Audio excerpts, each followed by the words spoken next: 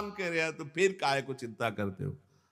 तभी तो शरणागत मस्त रहता, निश्चिंत रहता। महाराज आपकी नाव में बैठ गए, अब आप देखना। पर यहां नाव का परिचय ही नहीं है, इसीलिए हम निराश हो जाते हैं, हताश हो जाते हैं, दुखी सुखी हो जाते हैं।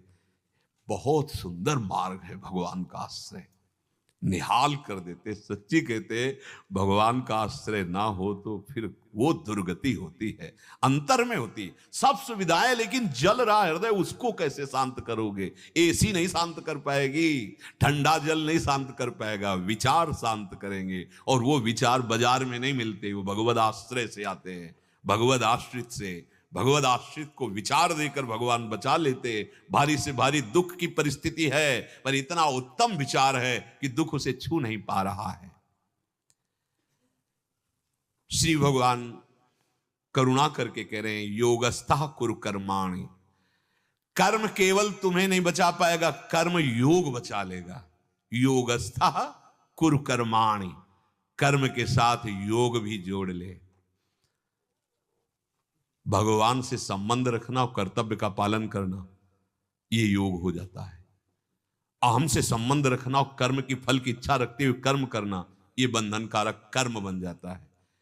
भगवान करे योगस्था कुरु कर्माणि, सिद्धि असिद्धि में सम। ये तभी होगा जब थोड़ा सा ज्ञान प्राप्त हो जाए, थोड़ा अध्यात्म ज्ञान प्राप्त हो जाए। नहीं, सिद्धि असिद्धि में सम होना बड़ा कठिन होता है। लाभ के लिए करते हो, जब हानि होती तो देखो हम सब निराश हो जाते हैं। ठीक नहीं है, ये निराशा हमारी उन्नति में बाधक हो जाएगी, हमारे जीवन को जीने में बहुत बाधा पहुंचा देगी। इतना दुर्लभ जीवन हम निराश होके जिए, हम हताश होके जिए, ऐसा नहीं, ऐसा नहीं है। इसीलिए अध्यात्म की कला आनी चाहिए, अध्यात्म की युक्ति होनी चाहिए। कोई ये ना समझ ले कि आरंभ में एक बार मैं गिर गया तो गिरता ही रहूंगा। ये ऐसे अमृतमय वचन है चलने वाले के लिए, जो नहीं चल रहे हो क्या समझेंगे।